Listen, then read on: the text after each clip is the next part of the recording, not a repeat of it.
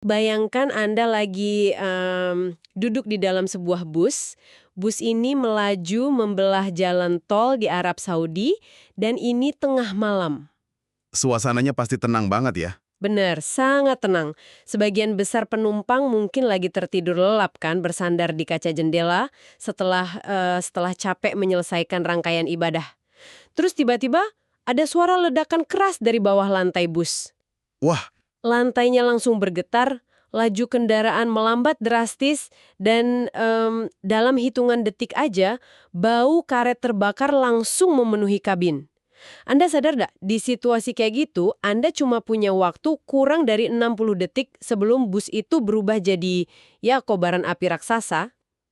60 detik yang benar-benar jadi penentu mutlak ya. Penentu antara Anda bisa pulang ke rumah atau berakhir jadi berita tragedi di TV. Itu skenario yang ngeri banget. Tapi sayangnya ini sangat nyata. Sangat nyata.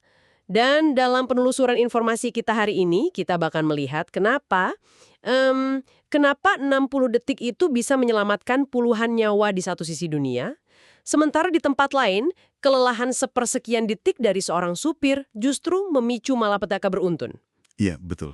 Nah, Anda yang sedang mendengarkan ini, telah membawakan kami tumpukan materi sumber yang sekilas, kayaknya ini cuma kompilasi berita acak dari berbagai penjuru bumi. Awalnya emang kelihatan nggak nyambung ya. Bener. Kita punya rekaman bus jemaah umroh yang terbakar, terus ada deretan kecelakaan maut di jalur mudik Indonesia, kekacauan di pelabuhan logistik, sampai ke gelombang protes ratusan ribu orang di Bangladesh dan Filipina. Jangan lupa soal manuver geopolitik di PBB dan Dubai juga. Nah, itu dia. Jadi, oke, mari kita urai ini. Misi eksplorasi mendalam kita hari ini adalah mencari tahu benang merah di balik semua kekacauan ini.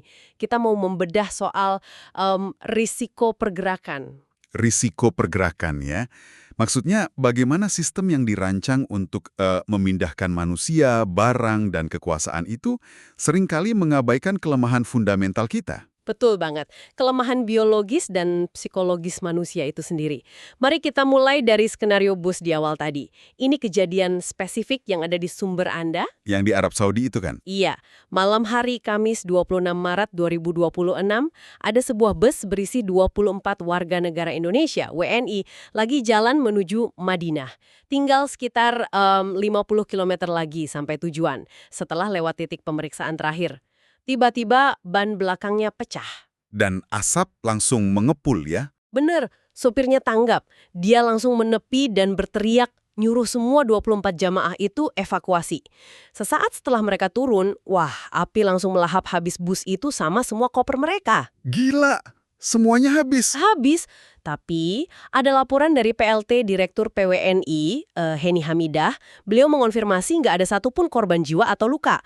Kementerian Luar Negeri dan KJRI Jeddah langsung gerak cepat ngurus kompensasi dan bus pengganti. Syukurlah kalau begitu. Iya, awalnya saya baca ini dan mikir, wah mereka beruntung banget. Tapi tunggu dulu. Apakah ini murni keajaiban? Karena di data yang Anda bawa ini juga mencatat tragedi Wadi Kudait pada Maret 2025. Oh, yang bus WNI nabrak jeep itu ya? Dan belasan luka-luka. Terus ada lagi horor di bulan November 2025, bus jemaah India menghantam truk tangki BBM, 45 orang tewas seketika. Kenapa insiden 2026 ini nggak ada korban jiwa, sementara yang lain berakhir horor? Yang paling menarik di sini adalah perbedaan fundamental dari fisika dasar di balik masing-masing kejadian itu. Fisika dasar gimana maksudnya? Jadi, ini bukan sekedar nasib baik atau sial ya. Ini perbedaan antara apa yang kita sebut sebagai kegagalan mekanis bertahap Oke, bertahap. versus tabrakan kinetik fatal. Tunggu, bisa tolong jelaskan lebih detail mekanismenya? Gimana tepatnya ban pecah itu berbeda dengan menabrak kendaraan lain dari segi keselamatan? Tentu, mari kita lihat insiden 24 WNI yang selamat bulan Maret 2026 ini. Yang terjadi kan ban pecah, secara fisika saat ban pecah, bus kehilangan traksi. Terus lajunya melambat kan? Betul sekali, ada perlambatan laju. Nah ini ngasih sinyal sensorik yang jelas ke manusia. Ada suara ledakan, ada guncangan, terus ada asap. Sinyal bertahap ini menciptakan sebuah jendela waktu krusial. Yang sering disebut sebagai golden minute itu. Tepat, ada golden minute di situ.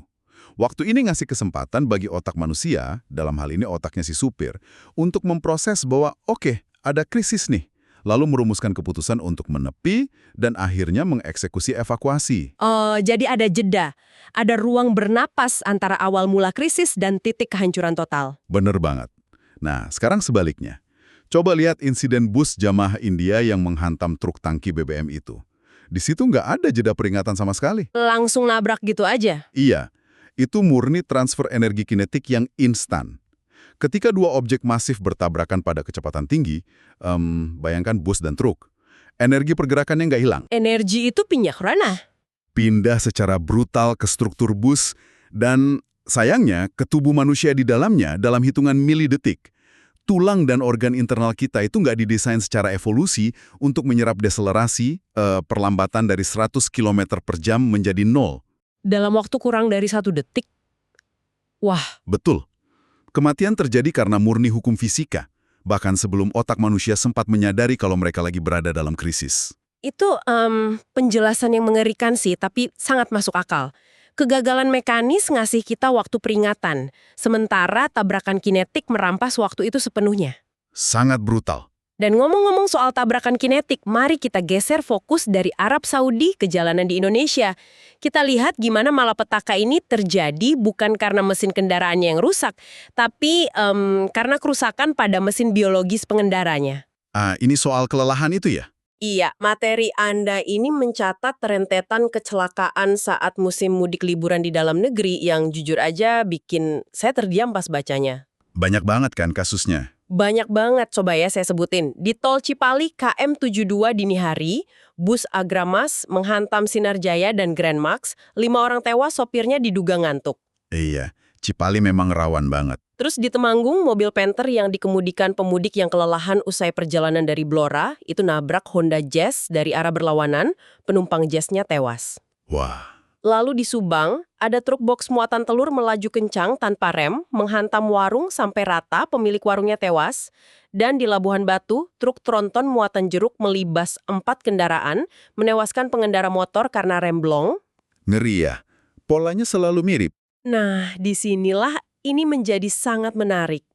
Saya mengamati ini bukan cuma sekedar lagi apes atau nasib buruk. Ini fisika dasar yang ketemu dengan kelelahan biologis. Setuju.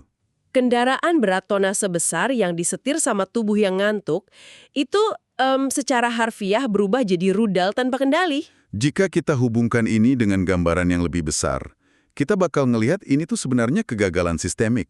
Terutama saat musim liburan panjang kayak lebaran gitu. Kegagalan sistemik gimana maksudnya? Jadi gini, biologi manusia itu dipaksa menabrak ekspektasi mobilitas.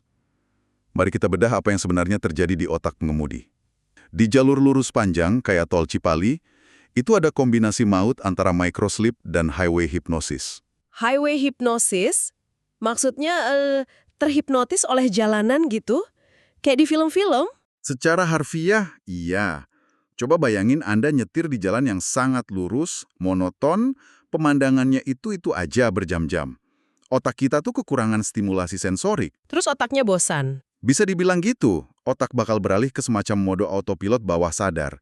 Nah, kalau kondisi ini digabung sama kelelahan fisik ekstrim, misalnya pemudik yang maksa nyetir belasan jam dari Blora tadi, atau sopir truk yang ditekan target waktu, Otaknya nyerah. iya, otak bisa mengalami microsleep. Ini fase di mana otak benar-benar tertidur selama katakanlah 3 hingga 5 detik. 3-5 detik. Iya, dan yang seremnya, mata pengemudi itu mungkin masih melek, masih terbuka. Tunggu, matanya terbuka tapi nggak ada informasi visual yang diproses ke otak? Bener banget, kosong. Nah, bayangin kendaraan lagi melaju 100 km per jam. Dalam 3 detik microsleep aja, kendaraan itu udah bergerak membabi buta sejauh hampir 1 lapangan sepak bola panjangnya. Ya ampun. Makanya, di detik itu, truk box telur atau tronton jeruk itu bukan lagi alat transportasi. Fisikanya berubah. Mereka jadi proyektil maut. Masuk akal. Jadi ini sebenarnya bukan cuma kelalaian individu yang malas tidur ya. Ada dorongan sistemik di sini. Sistem transportasi dan ekonomi kita memaksa manusia buat melewati batas ketahanan fisik mereka demi kelancaran logistik atau liburan. Itu poin yang krusial. Sistem kita itu didesain dengan asumsi yang salah. Asumsi bahwa manusia itu mesin? Betul. Asumsi bahwa manusia nggak butuh tidur. Margin keselamatan sengaja dikorbankan demi efisiensi waktu operasional. Wah, dan ngomongin efisiensi waktu ini bawa kita ke masalah yang nggak kalah ngeri. Kalau kita cek tumpukan sumber ini, tekanan waktu dan kebijakan itu nggak cuma memakan korban jiwa di jalan, tapi juga meruntuhkan sistem rantai pasok. Logistik juga kena imbasnya ya. Kena banget. Mari kita lihat apa yang terjadi di Pelabuhan Sumur Makmur Abadi, Lampung Selatan. Di sana antrian truk logistik itu mengular panjang berhari-hari. Bawa apa aja tuh truknya? Macam-macam, bawa sayuran, buah-buahan, bahkan ada ternak hidup. Semuanya terancam membusuk dan mati di jalan. Penyebabnya apa? Ada kebijakan pembatasan operasional truk angkutan lebaran yang berlaku sampai 29 Maret. Kebijakan itu lagi. Kebayang nggak sih situasinya? Cuacanya panas terik, para sopir udah kelelahan, dan mereka cuma bisa diem ngelihat modal dagangan mereka pelan-pelan rusak di dalam bak truk. Frustrasinya pasti numpuk banget. Banget.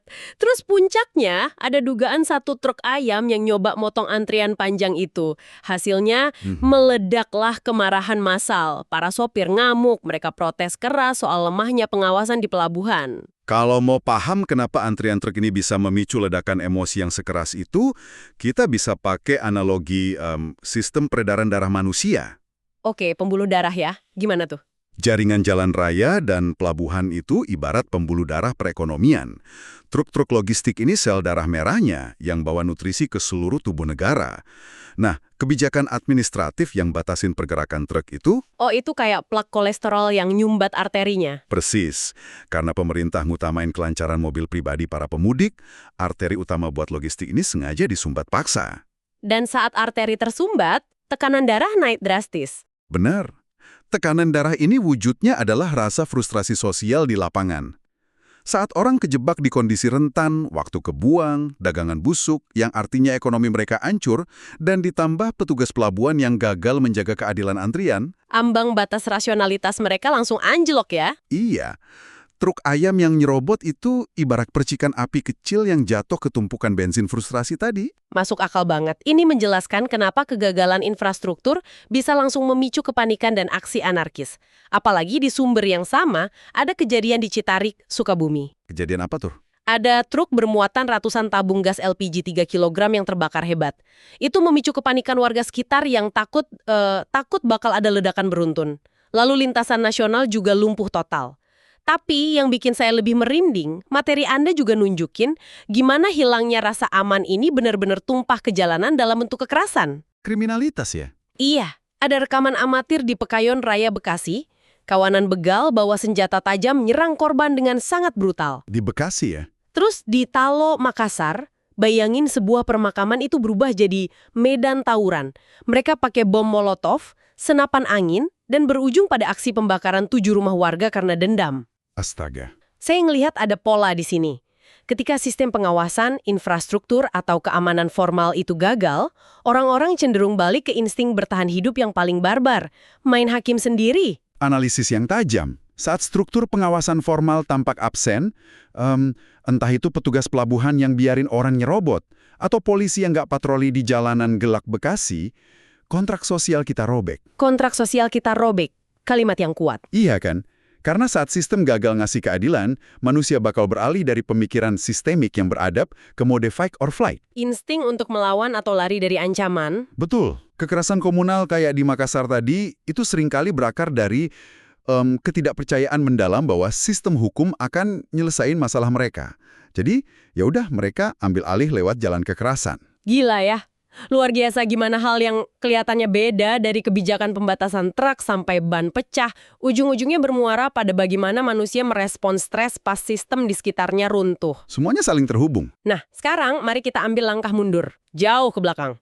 Dari skala individu di jalan tol dan pelabuhan, mari kita lihat gimana dinamika kegagalan sistem ini terjadi di panggung dunia, skala global. Wah, ini pasti soal geopolitik yang ada di sumber ya. Tepat, tapi sebelum kita bahas itu, ini catatan penting buat pendengar.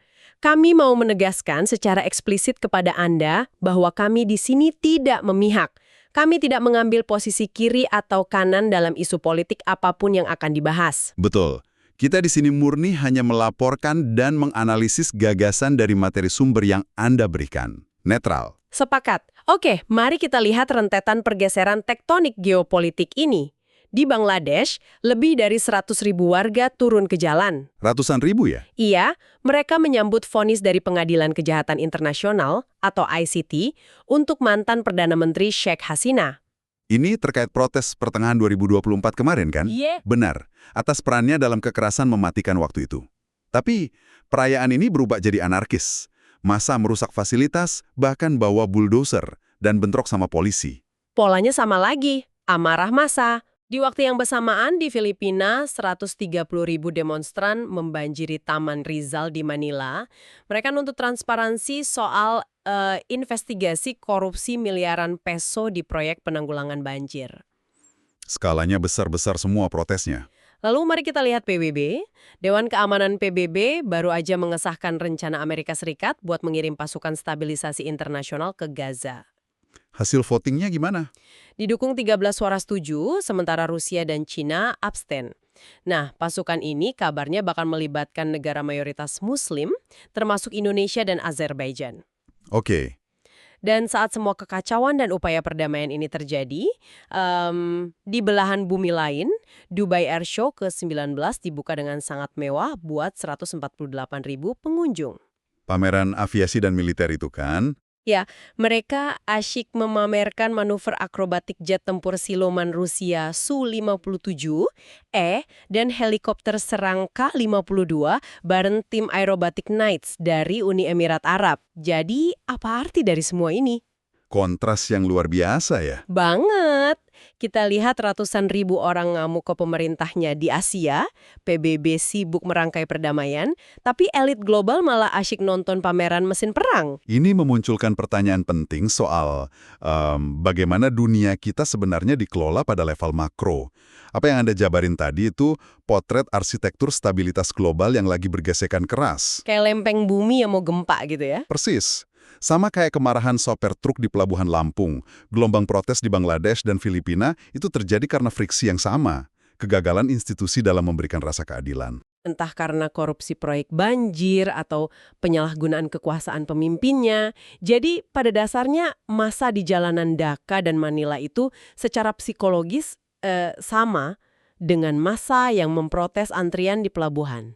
Skalanya jelas jauh beda, tapi akar mekanismenya identik. Ketika sebuah sistem gagal melayani fungsinya buat masyarakat, tatanan sosial pasti runtuh. Masuk akal. Terus kita lihat institusi besar berusaha mati-matian memperbaiki tatanan itu. Pengadilan ICT di Bangladesh berusaha memulihkan tatanan lewat instrumen hukum. Resolusi PBB juga nyoba nyiptain keamanan di Gaza. Betul, pengiriman pasukan penjaga perdamaian multinasional, termasuk dari negara kita Indonesia, itu sebenarnya upaya mekanis dari komunitas global buat menghentikan tabrakan kinetik perang, biar korbannya nggak nambah. Tapi tunggu, kalau PBB dan komunitas global sebegitu kerasnya berusaha menciptakan perdamaian, gimana kita bisa menjelaskan pameran militer megah Rusia di Dubai Air Show itu? Apalagi kejadiannya barengan, dan Rusia sama China milih abstain di resolusi Gaza tadi. Itu karena dunia ini nggak cuma digerakkan oleh hukum atau resolusi kertas. Dunia juga digerakkan oleh hard power, kekuatan keras. Jadi abstainnya mereka itu sebuah pesan? Betul. Abstennya Rusia dan China di PBB itu murni manuver perhitungan strategis. Pesan bahwa mereka nggak serta-merta mau tunduk pada rancangan arsitektur Amerika di Timur Tengah. Dan pameran jet tempur Su-57E di Dubai itu? Saat Rusia lagi menghadapi berbagai embargo di dunia, tampil di Dubai itu adalah pameran ketahanan logistik dan militer mereka. Itu statement bahwa sementara institusi PBB sibuk merancang dokumen perdamaian, negara-negara besar tetap mengasah asuransi utama mereka. Asuransi berupa dominasi militer udara ya? Tepat sekali. Sebuah kontras yang sangat-sangat ironis. Kita bikin sistem peradilan dan resolusi damai. Tapi di garasi belakang, kita tetap ngebangun mesin pembunuh generasi kelima. Cuma buat berjaga-jaga kalau sistem damai itu runtuh. Persiapan untuk yang terburuk. Mengeksplorasi semua materi dari Anda ini rasanya benar-benar kayak lagi melakukan rongken terhadap peradaban manusia modern. Semuanya terhubung. Dan jujur aja, semuanya bergantung pada benang yang cukup tipis. sangat tipis dan rentan. Mungkin Anda yang sedang dengerin ini di rumah atau di jalan mikir, terus kenapa informasi ini penting buat saya? Kenapa saya harus peduli sama mekanika ban meledak atau biologi tidur sekejap, apalagi dinamika voting PBB? Pertanyaan yang wajar banget dari pendengar. Jawabannya, karena realitas sehari-hari Anda beroperasi persis di atas kerentanan sistem-sistem ini. Mati-matian nahan microslip karena tuntutan sistem logistik yang nggak kenal ampun. Anda bakal paham kenapa harga sayur di pasar langganan Anda tiba-tiba melonjak gara-gara ada penyumbatan pembuluh darah ekonomi di pelabuhan. Dampaknya langsung kerasa ke dompet. Iya kan? Dan Anda menyadari bahwa dinamika orang angkat tangan di ruang sidang PBB itu bisa secara langsung nentuin apakah prajurit dari negara kita akan dikirim ke zona konflik berdarah ribuan kilometer jauhnya. Memahami cara kerja mesin-mesin tak terlihat ini nggak akan bikin Anda jadi paranoid kok. Benar, justru bikin Anda jadi pengamat yang jauh lebih tajam. Dan pastinya warga dunia yang lebih bijaksana. Pengetahuan tentang sistem dan kerentanannya itu ngasih kita kemampuan krusial untuk mengantisipasi. Saat kita tahu gimana krisis terbentuk secara perlahan, kita punya peluang buat nyiptain golden minute kita sendiri. Mengambil keputusan sebelum tabrakan fatal itu benar-benar terjadi. Tepat banget. Namun ada satu pemikiran yang terus menghantui saya sejak awal obrolan kita tadi, dan saya mau meninggalkan ini buat Anda, pendengar, renungkan sendiri di akhir penelusuran ini. Apa itu? Mengingat betapa besarnya peran kelemahan biologis dan emosi manusia dalam memicu semua kekacauan ini, dari mati ngantuk di jalan tol, amukan massa di antrian pelabuhan, sampai korupsi yang menghancurkan negara, apakah solusi akhir peradaban kita adalah menyingkirkan manusia dari sistem kemudi? Wah, ini pertanyaan berat. Menyerahkan semuanya ke mesin. Sistem transportasi logistik, atau bahkan pesawat tempur kepada kecerdasan buatan atau AI, itu justru bakal nyelamatin kita dari kesalahan kita sendiri? Masuk akal secara logika efisiensi. Tapi di sisi lain, kalau kita singkirin manusia, apakah kita justru akan kehilangan insting sepersekian detik itu? Sebuah intuisi nggak logis yang entah gimana bikin sang sopir di Arab Saudi malam itu berteriak nyuruh 24 jemaah umroh turun detik-detik sebelum bus mereka hangus jadi abu. Bisa nggak AI meniru insting bertahan hidup manusia itu? Itu yang AI belum bisa jawab sampai sekarang. Betul sekali. Nah, terima kasih kepada Anda karena telah membawakan tumpukan sumber yang luar biasa menantang ini kepada kami. Senang rasanya bisa selalu berbagi rasa ingin tahu dan ya membedah dunia bersama Anda. Selalu menyenangkan. Tetaplah kritis terhadap informasi di sekitar Anda, perhatikan jalan Anda saat mengemudi, dan sampai jumpa pada penelusuran informasi kita yang berikutnya.